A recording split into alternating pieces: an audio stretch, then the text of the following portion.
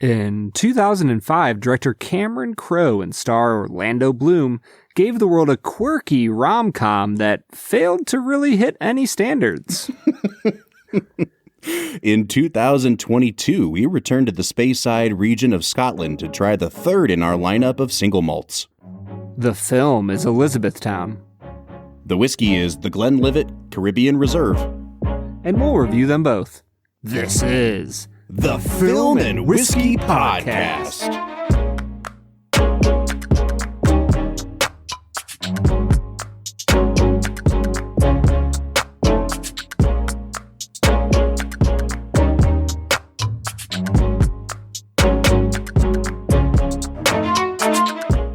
Welcome to the Film and Whiskey Podcast, where each week we review a classic movie and a glass of whiskey. I'm Bob Book. I'm Brad G. And this week we're looking at the 2005 Cameron Crowe film Elizabethtown. Now, if you are new to the podcast or if you just haven't listened in a few weeks, what we're doing this season with all of our episodes is going back and looking at movies that we liked a long time ago or that we just haven't really heard discussed on many film podcasts before. And so we're pulling some out of like way back in the recesses of our mind. And this is one of those movies for me. Brad, this came off of my list. It's a movie that I saw when I was in high school. And watching it back again, not to jump too quickly into evaluating the movie, but this definitely seems like a movie that would play well to a high school audience. And I'm thinking not necessarily about the themes here, but like the way the movie is constructed, the way that it kind of tries to make profound points but doesn't actually get there. Like, I can clearly understand why I thought this was a really good movie at 15, and I have a very different opinion of it now at 31. Yeah, I jumping into this movie, I was very interested to see Orlando Bloom in a non-fantasy role. Mm-hmm. Because, he's in the Pirates of the Caribbean. He's in the Lord of the Rings. He's a teenage heartthrob. Everybody loved him growing up.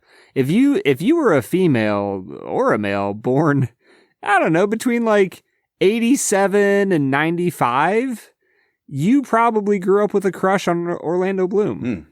He's a very pretty man. Yeah, he really is. And I was fascinated to see him in hopefully what would be a more natural role. I say hopefully because what we got was one of the greatest actors from, Britain doing an American accent ever. It's impeccable, Bob. It's very American. Wowee. It like sounded so good. Bordering on Canadian.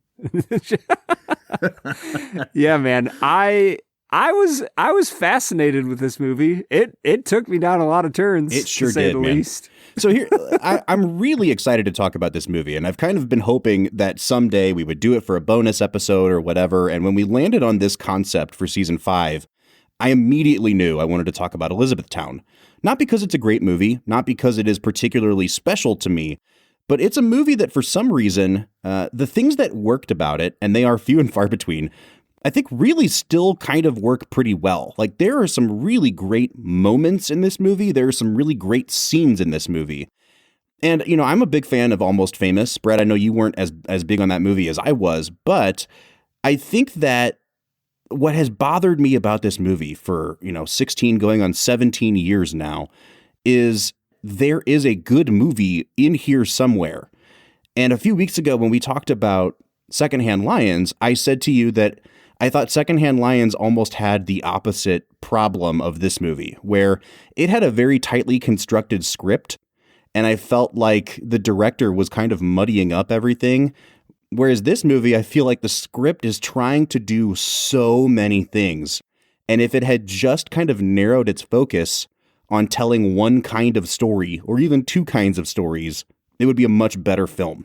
Robert, I will say, in my professional film criticism laden opinion, this script is poo-poo.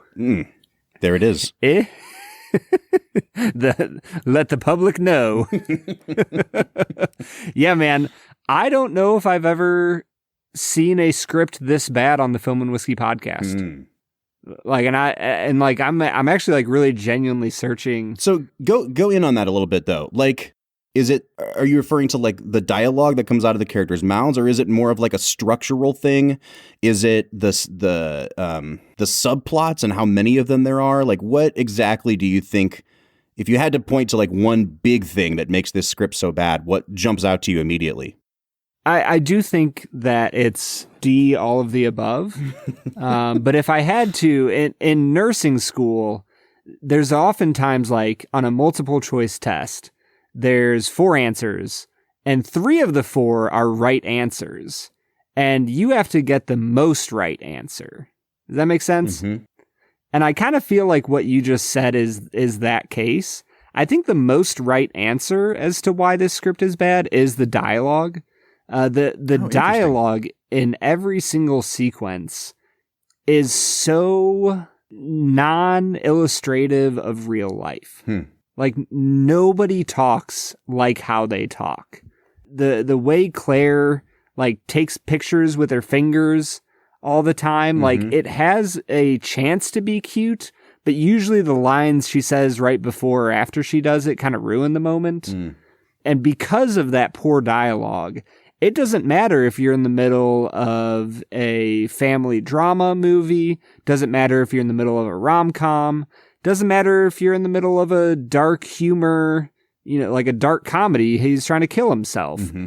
The way the English words are put down on the page is just so ineptly done. That's so interesting. That it ruins all the different types of movies Crowe was trying to shoot. So I think, like, of all the options I laid out, the dialogue is the least egregious to me. Oh, but really? I mean, listen, there's degrees of, there's shades of gray here. So shades of egregious. Yes.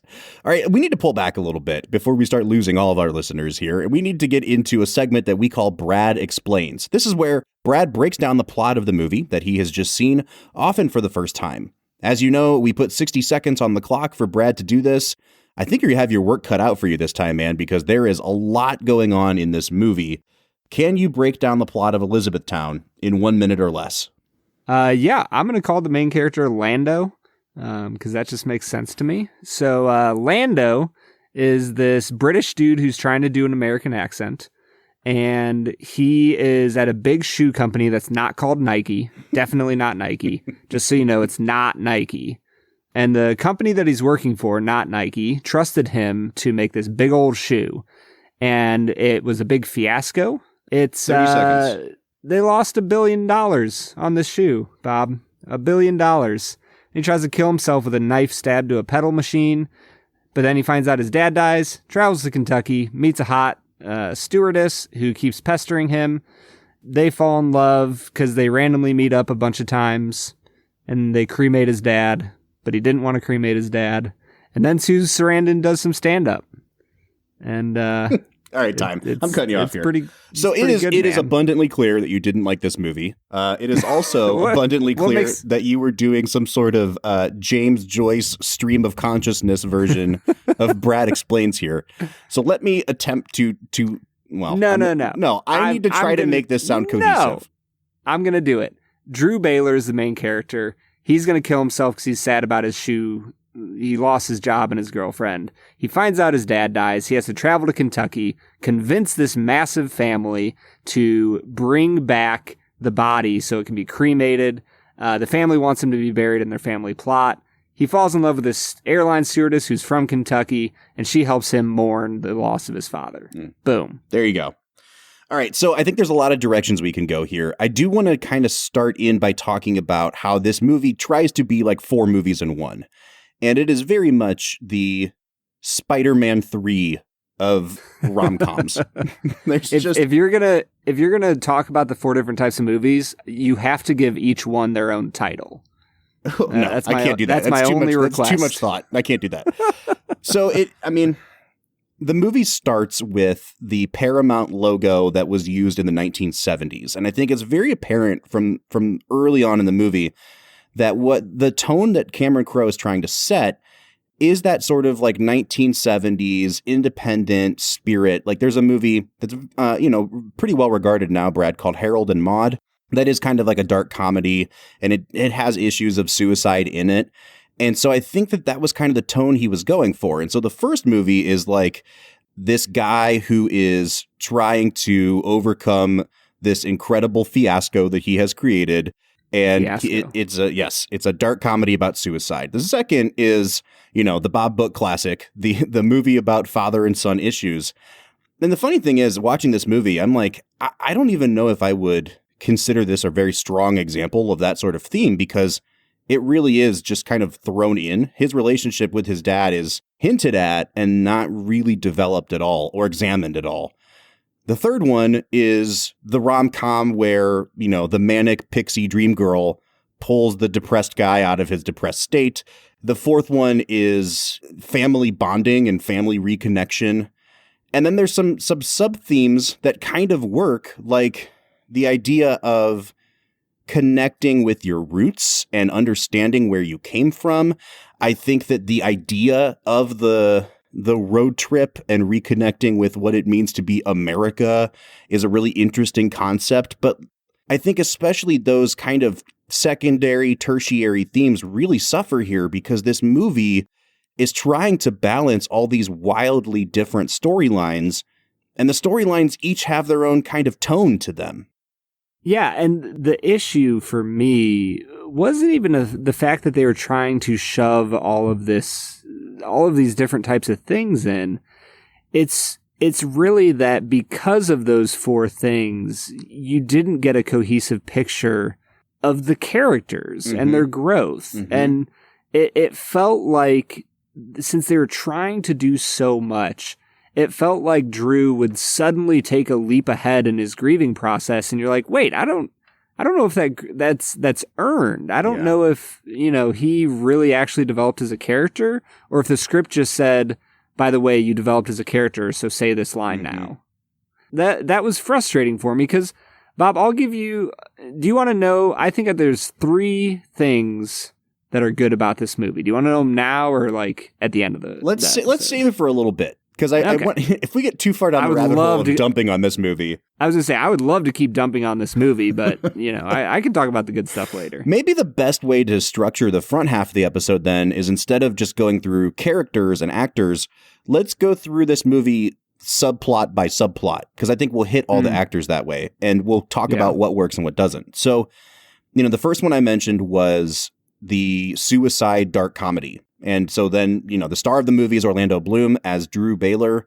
The first 15 or so minutes of the movie are him in his kind of solitary, depressed state in Oregon, working for essentially Nike. I mean, the CEO's name is Phil, and it's in Oregon. Like, No, Bob. It's Mercury. Yeah, right. Come on now. Let's get another name of god or goddess in there too. Aphrodite shoes. So, you know what? I pressed pause at the first time that I thought the tone of the movie was shifting in a weird way. And it was about 15 minutes in. It was right when he started to get on the plane to go to Kentucky, when his mom and sister are putting him on the plane. But before that, Brad, I thought the first 15 minutes of this movie were exceptionally well done. I thought that the tone, I wish they had kept that tone more consistently throughout the movie, because it was kind of funny, and it was sarcastic and sardonic. I thought that Alec Baldwin was really good as the CEO, and it really kind of, every time they shift to a new tone, it's so jarring. So I guess first, give me your thoughts on that subplot. Did it work? Does the tone of it work? And then we'll get into Orlando Bloom. Well, as I say, we're actually hitting into my first of 3 things that I like about this movie. Go for it. First one, best casting of the movie, Alec Baldwin. Yeah, you know what? We just recorded an episode with The Aviator revisit, and he was in that, and we totally forgot to bring him up. He's excellent in that movie too, and he's essentially playing the same character. 100%. I would say, if you need somebody in Hollywood to over-explain something as if they are talking to a toddler and use like very careful, nuanced metaphors to help the audience understand what's going on, Alec Baldwin's your guy. Like, he is just spectacular at it. A subpart of my 3 things I liked, so 1A, if you will, when he's talking about losing $1 billion, and then he just pauses and looks at Orlando Bloom and goes, I cry a lot lately. I thought that whole montage of him escorting Orlando Bloom around, the campus of Mercury Shoes, and he's talking about like, my basketball team, they don't even know yet. And then they go to like, oh, this is my global watchdog project. And he goes, we could have saved the world, but, and then he just walks away. I laughed out loud at a couple of those moments. They were really well done. And do you want to know why they were really well done, Bob? Because of Alec Baldwin? Because of Alec Baldwin. Yeah. The promise of a global future. Pinned to a groundbreaking shoe, your design, with a new form of material launched this week to great fanfare, and now meeting a growing international roar of laughter and rejection. Enough to cause this memo from Jeffrey Barlow, CEO of DCS. This once highly anticipated product may actually cause an entire generation to return to bare feet.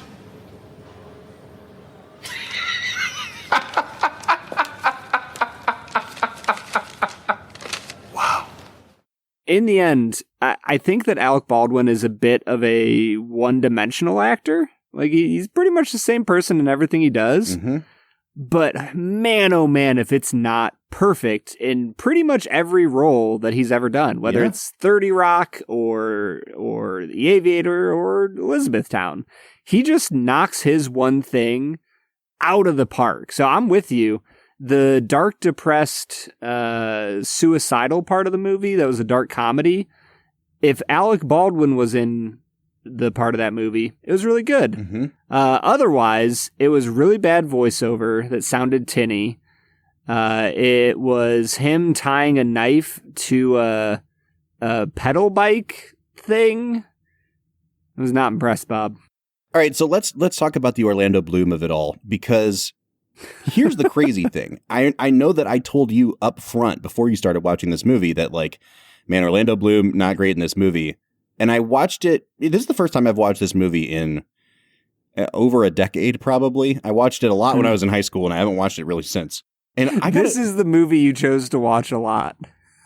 I watched a lot of movies a lot. You know what I mean? But this was in that mix. True. So I got to be honest, Orlando Bloom actually really impressed me this time, because I thought that for what the script was asking him to do, and you're exactly right. I think from scene to scene, he's in a depressed state. He's in the grieving process. And then in the next scene, he's playing like straight man to Susan Sarandon on the phone, and he's jumping up and down in a field and looking flustered. And I think for all of those weird peaks and valleys that he had to hit throughout the movie, what I really loved about him was that I always had a sense that his character was still deeply, deeply depressed and suicidal, and B, still in the middle of a grieving process that he had not allowed to hit him yet. And, even in like towards the end of the film, when he's getting in his car after his dad's memorial service and he's getting ready to go on this road trip, you could just see the tears in his eyes that aren't coming out yet. And I think those moments of vulnerability, when Crowe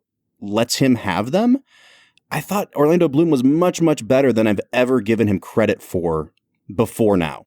Yeah, there's a vulnerability in the way he interacts with people around him that is like really, really endearing, especially in moments when he's surrounded by like the ensemble, insert Kentucky name here cast. Yep.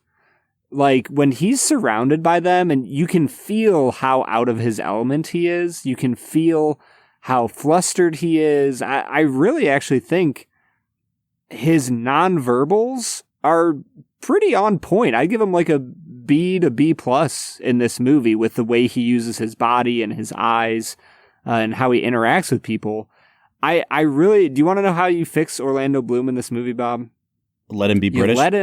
You let him be British. Yeah. And you literally just make a throwaway line of like, oh yeah, we lived in Britain till I was 10 and I just kind of picked up the accent. Yeah.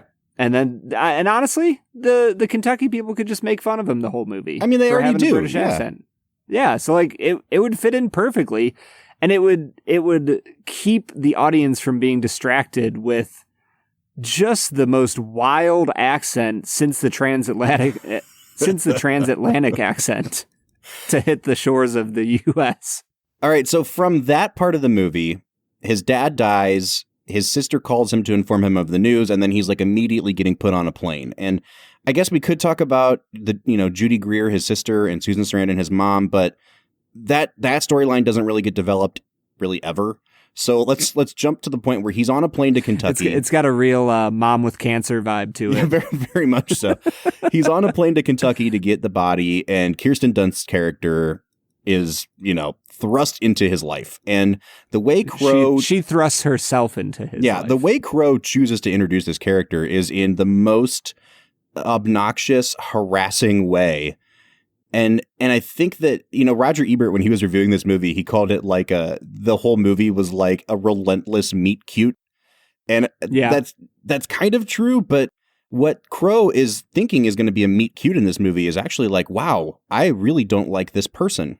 And I will say, to her eternal credit, by the end of the film, I really liked Kirsten Dunst. I just don't think that her character ever feels like a real human being. Mm-mm. And the fun fact for me in researching this was that phrase manic pixie dream girl that we've talked about before on here, that, the Zooey Deschanels of the world, and they were populating the rom-coms of the 2010s, was actually invented to describe Kirsten Dunst in this movie. Like, she is this weird, unattainable, unreal idea of what a bubbly woman is supposed to be like. And I don't often get bogged down in talking about like the gender politics or whatever, but I think the biggest, most damning thing I can say about her character is like she only exists for the purpose of redeeming Drew's story arc. You never really find out anything about her. What she says about herself might be a lie. And so, like, even by the end of the movie, I'm like, I don't know who this person is. She's really helpful and she seems very kind, but like, who is she? Well, and if it's not a lie, then she's just cheating on her boyfriend. Right. Like, yeah, I really, really struggled with the writing of the character of, Claire. Claire is her name. She just comes across so strong in every single moment of the movie. And the thing is, like you said, I actually think Kirsten Dunst is very charming. Yeah. Like, she's genuinely does a good job with what she's given. But like, as I'm watching this, I'm like, man, like her opening scene is one of those examples of like, if the roles were reversed and this was a man talking to a woman on the plane, like he would be fired for sexual harassment. Mm-hmm. Like, in a heartbeat. Mm-hmm. And I don't know. And even maybe I think that's the problem with this movie. Everything's overdone. Yes. And like the perfect example of that is when he gets off the plane and he's walking away and she comes out and yells, 60B, don't forget 60B. And he waves at her and she does it again. Okay. Ha ha ha. And then she does it again and he kind of waves without looking at her. Oh, and by the way, she does it again. And she literally does it like 4 or 5 times. And by the end of it, you're like, you almost feel like you're watching Scott's Tots. It like gets so awkward. It's real cringy. Yeah. Ugh. Yeah. I'm in total agreement with you on that, man. And I really do wish they had given her a little bit better material to work with. So real quick before we go to break, because I think it's about time for us to hit pause here, but I need some whiskey, man. I do too. Let's talk about the Kentucky of this movie, because what's really funny is this is the movie that taught me how to pronounce Louisville, because there's a whole bit on the plane where he's saying Louisville and she's saying Louisville. Oh, where does he live in Louisville? Actually, he's near Louisville. Louisville. Louisville. Louisville. He's in Elizabethtown. Oh, good. Hope someone's driving you, because the roads around there are hopelessly and gloriously confusing. Louisville. I'll keep that in mind.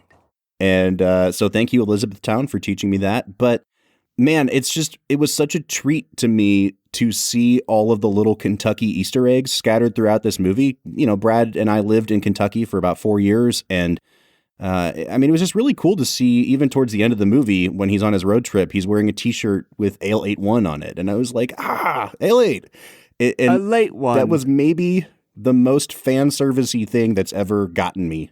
You know, where I don't just roll my eyes and be like, ugh, this is Kentucky stuff. They're trying to pander to the Kentucky audience. And it totally worked on me. I got to be honest. Yeah, man, if Hollywood starts pandering to the Kentucky audience, then I don't know what's going on, man. Oh, man. No, dude, the Kentucky of it all. Here's the thing. I liked Kentucky. It was nice. It was a fun place to live in for a little bit. But I will say, I think that they nailed one thing on the head about Kentucky. Well, multiple things. But the one thing I think they really hit is when, I believe it's Susan Sarandon that says about Kentuckians that they'll take a grudge and hold on to it for 50 years. And I think that I appreciated that they didn't paint the South as all roses and sunshine and fried chicken. That like, they were like, yeah, there's some parts of the South that aren't as good. People will smile to your face and then hold a grudge against you for 50 years. And I don't want to be a downer or anything, but, we experienced a little bit of that in Kentucky. It's not my favorite thing. What'd you think of the Kentucky family? I didn't think that worked very well, but some of the actors I thought did a really, really good job. And then there's other people where it's like, oh, I forgot that this is 2005 and Paula Deen is really famous right now because she hasn't gotten caught being racist yet. So like she's still in this movie. And then the guy that runs the funeral home, it has a very like Savannah, Georgia accent. He's just very much like, did I not capture you? It's not even Savannah. It's like the bayou. When he goes, did I not capture your daddy? And I'm like, no one talked like this in Kentucky. I lived there. It just reminds me of Andy. You got to talk a little slower, like you got molasses in your mouth. Yeah. Yeah, 100%, dude. The accents vary, which there isn't just one universal Southern accent. Sure. But I will say that there's a few people I really liked. One of them was Bill Banyan. I don't remember the actor's name. Oh, let me look him up. He's a great character actor. Great character actor. Bruce something. I can't think of his last name off the top of my head. McGill? Yes, that's it. Yeah, Bruce McGill. Yeah, Bill Banyan might be the best used car salesman name I've ever heard in my life. Like, hey, Bill Banyan here. Well, what can I put you in today? And he just like fulfilled that role perfectly. But even then, like, one of the few parts I liked about the script was how they left certain things hanging and unexplained. Because I think that a lot of times in families, that's how things go. When Susan Sarandon is talking to, her son, Drew, who's in Kentucky, and she finds out that Bill Banyan is there, she starts just going off. Oh, he almost ruined our marriage. He stole thousands from your daddy. If he's there, then cremation is the only way to go. And like, you're kind of left wondering, like, what did he do? Did he try to like sleep with her? Did he like what happened? But I really liked that they left that little piece hanging. And I just wish there were more moments like that throughout the movie, because to me, that was one of the few moments that it reflected real life in a really honest way. Yeah, I agree. And I think that there are moments where Crowe really hits the sort of family politics on the head, and how people hold grudges, and how we don't talk about that person anymore, or who didn't invite Bill Banyan kind of thing. They do that really, really well. But you're also right in that there's other areas where all of those family dynamics are super underdeveloped. And that's kind of a theme of the movie here, is that some of it is really well constructed and well written and well executed, and some of it, I would say most of it, is really undercooked. So, Brad, I think we should hit pause here. We'll come back and finish out the other couple subplots going on in this movie. But for now, let's hit pause. Let's try this Glenlivet Caribbean Reserve. What do you say? If it's undercooked, they should have had Jon Favreau come on in and clean it up. Hey! Let's drink some whiskey. That was bad.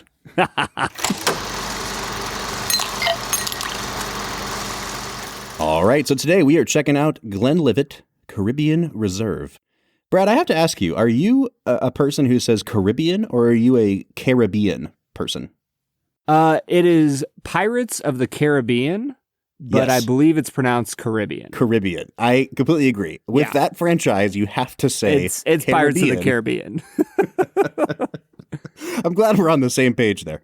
Oh, 100%. I actually literally talked about that with my friends Steven and Randy the other day. I was like, what do you guys think, Caribbean or Caribbean? She's like, well, if it's the movie. I like how, like, in America, we've just generally accepted that the only use for Caribbean is for that movie. Yes, 100%. Well, as Americans, we're allowed to pronounce things however the heck we want. So That's what we think, at least. All right, so what we're trying today is the Glenlivet Caribbean Reserve. This is, again, a newer addition to their core lineup. It's a non-age stated single malt whiskey from the Speyside region. It was finished, at least some of it was finished in rum casks. And here's where things get a little dicey, Brad, because in the world of Scotch, especially with these big producers, they don't really have to disclose a lot. So we don't know how much of this was finished in rum casks versus ex-bourbon casks or any other sort of casks. It might have been complete, like virgin casks, they call them. Last week, we had another Glenlivet on the show. And that one, they very proudly tout that they used what's called first fill bourbon barrels. And of course, I'm thinking, oh, that means like they got brand new bourbon barrels, right? Or they got barrels that had only ever been used to store bourbon and they get the first fill of it after the fact. And what I come to find out is, like, in the world of Scotch, if you call it a first fill cask, all it means is it's the first time we've filled it. So, like, it could have been used by other distilleries beforehand. It's just like, it's complete bullshit. And it's really hard to navigate some of the language you can put on a label here. And the way they phrase it on this one is they say it is selectively finished in barrels that held Caribbean rum. So who freaking knows? Supposedly, it should have some sort of nice rum character to it. We just had a rum-finished whiskey on the show a couple weeks ago from Crooked Water. That was a rye that was finished in rum barrels, I believe. Brad, I'm excited to try this Scotch. Have you already sampled it? I have. I drank the heck out of it, man. I'm pouring it out right now. So why don't you take us into our nose and taste categories? Yeah, for the nose, it reminded me of our Founders Reserve last week. Really beautiful nose, soft on approach. For me, it was honey, pear, and banana. And I feel like that banana is really where you kind of get that rum characteristic. I don't know, man. What are you getting? Yeah, honey and pear are perfect examples here. I think there is something else going on there, like a plum or maybe a peach. There's some stone fruit for me. I'm not getting as much banana here, but it does have a different kind of alcoholic character to it, where sometimes we smell a really harsh whiskey and you can tell that the grain is young or that it's really ethanol heavy. This one, I think I am getting a little bit of that rum characteristic here. I like this nose a lot. I'm going to give it an 8 out of 10. Yeah, I really like it too. I gave it an 8.5. Once again, though, just as we found out last week with the Founders Reserve, when I got into the taste, the actual palate, for me, it just kind of came across as thin, watered down honey. Like as it's sitting on my tongue, as I'm trying to search for flavors, there's just not a lot going on. It's genuinely a little bit sweeter than last week. Last week I felt like I just had sour orange. It genuinely just kind of tastes like a little bit of watered down honey. And it's bland. It's pleasant. I'll give it a 5 out of 10 on the taste. Yeah, see, I'm not even getting the sweetness on this as much. There's a little bit up front, but this is by far the smokiest tasting of the three that we've had so far. It's not peaty. I mean, it's just very much like ash or char. I get a lot of bitter notes on this too. It's the woodsiest one we've had. I would say that there's almost something vegetal about it too. Like a lot of words that I think sound pretty negative. And I am not super positive on the way this tastes, but like, in theory, something that's woodsy, something that's herbal, not necessarily bad things, but they all translate to a really kind of dark, smoky, unsweet experience here. So I'm going to give it a 5.5 on the flavor. And I'll go ahead and just give my finish here as well. When I went to swallow, it was a little bit harsh going down. I think it turns even more bitter to that sort of like almost like a penicillin like orange bitters and the smell of a moldy orange. Like that is like the flavor I got almost. It's very hard to describe, but medicinal would be a really good word for it. I'm going to give it a 5.5 on the finish as well. Yeah, for me, the finish is a little bit better than the palate. It's short, not super long lasting. I got a little bit of like apple, and then for me, the medicinal flavor almost came across as like a ginger a little bit. But not in a pleasant way. I like the flavor of ginger, but not after what I kind of experienced on this whiskey. I'll give it a 6 out of 10 on the finish. With the balance, it had a nice nose and then really dropped off, but the finish and the palate weren't in like horrendous territory. So I'll give it a 6 on the balance. I'm going to give it a 5 on the balance. It's really hard to stick up for this one because the flavor is so different from the nose, and the nose was so good, and then the flavor and the finish were so subpar. Yeah, and then, Bob, we're going to get into value. And here's the thing. We often talk about, single malt scotches being expensive, but we've kind of gotten around to a few that don't cost quite as much. This one costs $40, which is genuinely on the lower range of things. I just don't know if I can give it a very high score. And is that more or less than the 12-year was? The 12-year, I believe, was $45, so $5 more. All right, so this is the cheapest one I think we've had so far. I don't think the Founder's Reserve was under 40, was it? It was $36, $35.99. Okay. All right, so this is the second cheapest one then. And I think it's still the worst value, if I'm being honest with you. I understand that it's a single malt. I understand that there's a finishing process involved. The process is a little secretive and sounds a little bit like PR to me. Like, it just sounds like they're using some clever marketing language here. I just don't think it's very good, Brad. And so for your $40, when, again, we keep hyping Monkey Shoulder on this show. I know that's a blended whiskey. I know that's a completely different category. But at $35, Monkey Shoulder is heads and tails above this one in terms of flavor and I think value. So I'm only going to give this a 4.5 out of 10 on value. Hey, look at us. I give it a 4.5 as well. Yeah, I'm with you. My overall thoughts on this whiskey are that it's a lot of single malt marketing and not a lot of delivery. And so my total comes out not too badly to a 30 out of 50. I'm at a 28.5. I'm not going to recommend trying. I'm not going to recommend buying. I think this might be the low point of whiskeys for season 5 so far, Brad. Yeah, unfortunately, the Founder's Reserve last week and the Caribbean Reserve this week are you ready, Bob? Don't reserve your money for them. Hey!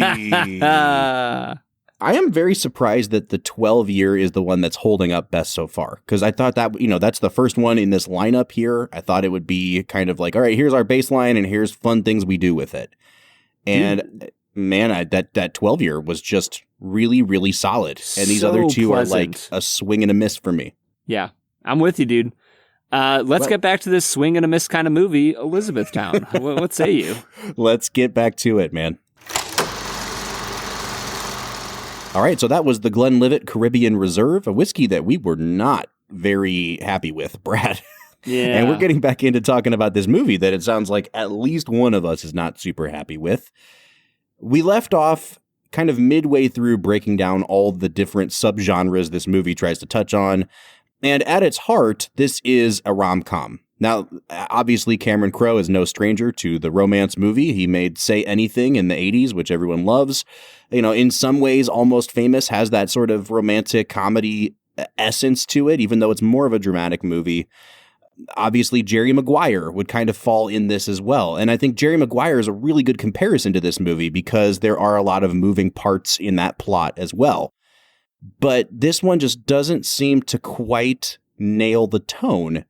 And I'm wondering, Brad, if you just isolate the sort of romance at the heart of this movie, does that work for you?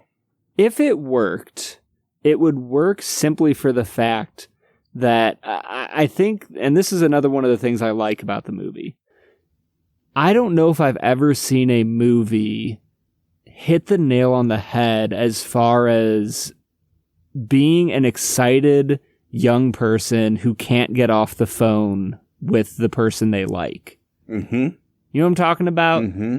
Like young people probably have their own version of this. I don't know if they do it through Snapchat or Instagram or how they do it. But back in the day, all you could do was talk on the phone, like with your voice. It was wild. And I suppose maybe that's why we do this podcast, Bob, so that we can, keep our love kindled for one another through the ancient form of talking. But this movie, that little sequence when they're talking on the phone and time just seems to suddenly slip and all of a sudden they're onto a whole new topic of conversation. Mm-hmm. It just captured that essence of talking to someone for the first time for hours on end perfectly. It was beautiful. Yeah. It's maybe my favorite part of the movie, or it's right up there if it's not. And even what's like immediately preceding that, where he gets back to his hotel room, everything is going crazy around him. He tries to call his sister, he tries to call his, ex-girlfriend, and he tries to call back Claire, and no one's answering their phone. And of course, this is the days where there really weren't smartphones yet. You could text on a flip phone, but you couldn't get on the internet really for anything that it was worth. There were no apps, there was no Facebook. And so he's just sitting there, tries to find something on TV. That's not working out. And there's this great moment where he's like trying to speak magic over his phone and he's just saying, "Somebody call me back." And man, if that doesn't throw me back to my early high school days. I've been there, man. Holy cow. Yeah, you're right. That really worked. And I thought a lot of the romantic elements worked. In spite of the fact that the dialogue was bad, in spite of the fact that Claire is such an underdeveloped character, in spite of the fact that her entire presence in the movie is a deus ex machina. She just shows up out of nowhere and fixes everything every single time. And I know I've already mentioned Roger Ebert on this podcast, but he actually went back and watched this movie a second time and made a whole essay talking about how you could plausibly argue that Claire is an angel. Because he meets her up in the heavens and she comes into his life and redeems him like it's a wonderful life. And, honestly, it's not a horrible theory because she's so underdeveloped. Her name is Claire, which is short for Clarence. Yeah. Oh, there it is. I didn't even think about that one. Look at that. But yeah, I do think that in spite of everything working against it, these two performers have really good chemistry. I think the romance is very charming, and I liked seeing them on screen together. Can I just say, Roger Ebert, like, what a guy. Am I right? Like, Raj. he is just so amazing in the fact that he is a professional movie critic who sees thousands upon thousands of movies. And yet he still has the time to watch a garbage movie like this a second time and come up with a conspiracy theory that is worthy of a dark corner of the Reddit thread universe. I don't know, man. Roger just seemed to have a pulse on the common man in a way that no other film critic ever did. A true gem. Brad, we have a couple more of these themes and subgenres to get through before we give our final scores. So I think one of the biggest issues with this movie is that it resolves each of these story arcs separately. And so it kind of develops that Lord of the Rings too many endings thing where you think the movie's pretty much over and you have like a catharsis and then there's a whole other theme that he feels like he needs to resolve. And so it gets to the point where they're having this memorial service for his dad in Kentucky. And a lot of threads get resolved there. Like there's the reconciliation and the acceptance of the mom by the Kentucky family. He says, I saw Claire for the last time because he's a connoisseur of last looks. Such a bad line, dude. And then he gets in the car and he has the road trip.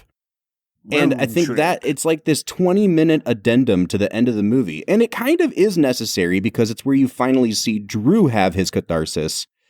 But at the same time, it's like, it's necessary, but I'm checking my watch the whole time. Yep. And I just don't know how to reconcile those two things.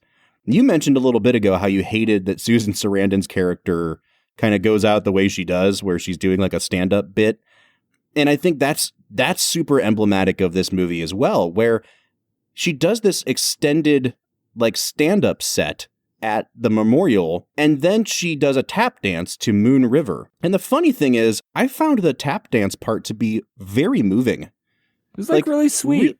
Really well done, like to the point where I had tears welling up in my eyes, and she like blew kisses to her husband's picture, and I was like, oh, why did you not just do this? Like, you could have cut the whole 4 minutes on the front half of this.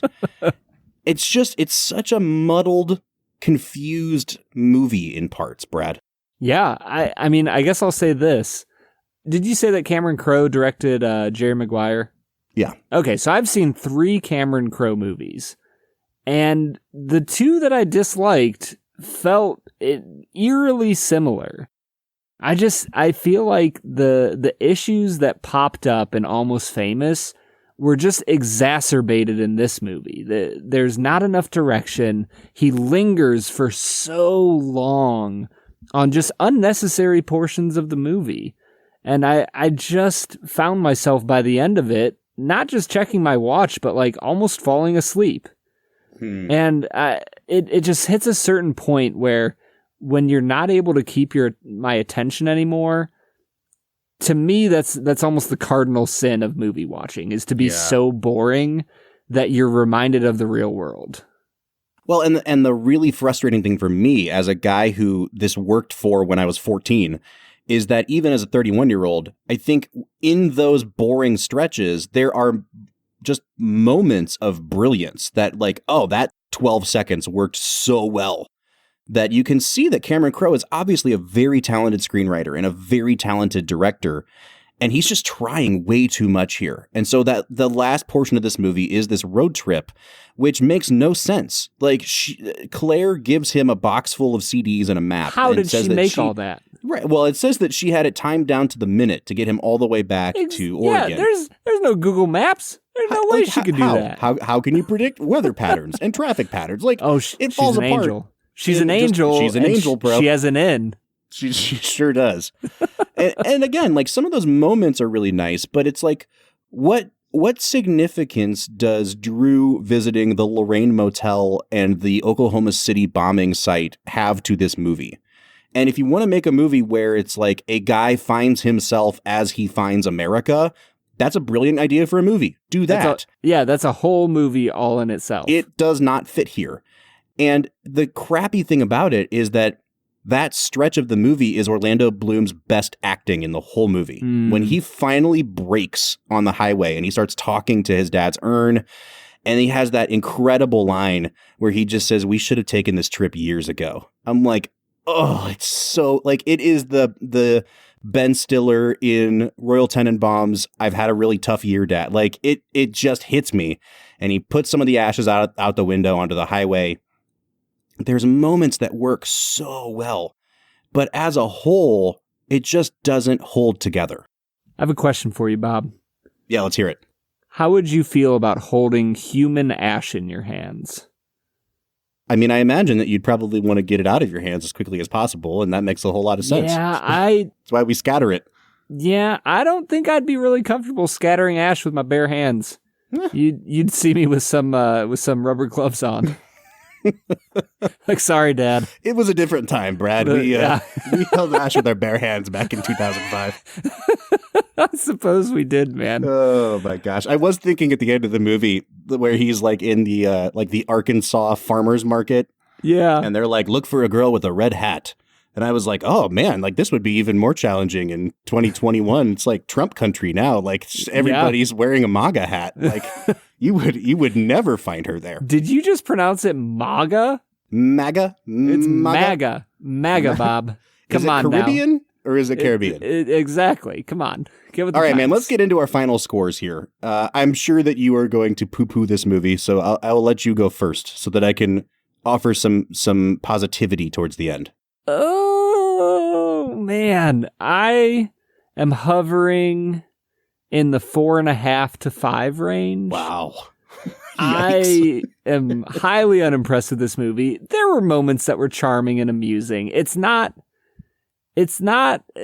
eternally a bad film. I think that I'm going to give it a 4.5, Bob. It's rough. It's not well made. The script is bad. There's no interesting cinematography that happens. There's just nothing in this movie that really draws me in other than Alec Baldwin saying that he cries a lot. So I'll say this. I think because I'll say this. Because of the nostalgia factor of the phone scene, I'll give it a 5. All right. I appreciate you rounding up for my sake. 5 out of 10. I'll say this about it.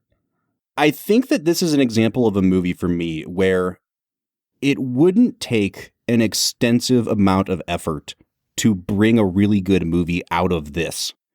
You just have to cut out entire subplots and entire characters. And it's very doable. Like, this is a 2-hour movie. It could be 90 minutes and it would work a lot better. And I think like the whole Jessica Biel character, and she's fine. She's pretty good in this movie, but like, why is she in here? She's basically making an extended cameo. Cut her out. We don't need her.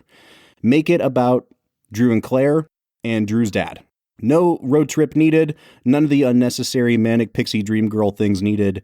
I think this movie is almost frustratingly close to being very, very good. And it's kind of like when you make a recipe and they always tell you, you know, you can always add spice to it, but you can't take it out. It's like somebody like Cameron Crowe was trying to make a really simple dish and he just kept dumping things into it. And it got to the point where it's like, all right, now you've got this really crappy final result. There's way too much rosemary in there, bro. But a lot of it really, really works. And I feel like if you just pared it down and simplified it, this would be a movie that I think people would be talking about still today. It came out in that sort of like Garden State era where, you know, we were getting into our independent rom-coms that had this sort of edge to them. And this obviously isn't an independent movie, but it has that edge to it that I think really could have worked well if it just wasn't trying to do the Spider-Man 3 approach. So I'll say this, Brad, it's a 6.5 for me, and that's just the nostalgia factor. It's definitely still not even a 7, but I think the moments that really worked, I think that the Elton John song, My Father's Gun, that they play a couple times in the movie when he's having breakthroughs is really, really good. The soundtrack's pretty good here. It's way too much soundtrack. Yep. But it's pretty good soundtrack. And the moments that work really well. Honestly, Bob, I'm proud of you. 6.5 is where I was hoping you would score this. Yeah. I think the area I most differ with you is when you say it's frustratingly close to being a great movie. I think it's a little further from being a great movie than frustratingly close. You got to take out all the broad comedy, the Chuck and Cindy stuff. Like, get it out of there. It was so bad. It was so bad. And even that, he overdoes it. They like do the bro clap when they're hugging like 7 times. Yeah, man. Like, what are you doing? But we'd like to know what you think about Elizabethtown. Is this a movie that you even saw in 2005? It has been a fixture on the cable since then, so I'm sure you've caught it on some lazy Saturday afternoon. But you can find us on social media to tell us all about it on Facebook, Twitter, or Instagram @FilmWhiskey. Or jump into our Discord. We are on there every single day interacting with you, Film and Whiskey Nation. So jump on in, have a conversation, talk to us about whiskey or movies or television or mooses or whatever you want to talk about. We're in. We're all about it. You can find a link to our Discord at the end of every single one of our show notes. And if you really, truly, deeply, at the bottom of your pocketbook, believe in us, jump on our Patreon. Patreon.com/filmwhiskey. You know what that's all about. If you believe in us, we genuinely appreciate any amount of money you would want to give to support the show. All right, Brad, I have the remainder of your picks here in the wheel spinner. I'm going to click spin. I'm going to make some dumb noises, and then we'll pick next week's movie. Are you ready? Sing Green Acres. I'm not going to sing Green Acres. Oh, Brad's first father-son movie of the season. We're going to be watching a movie that is very near and dear to both of our hearts. It is the Domhnall Gleeson, Rachel McAdams romantic drama, About Time. Oh, I cannot wait for that, Brad. So join us next week for About Time. Until then, I'm Bob Book. I'm Brad G.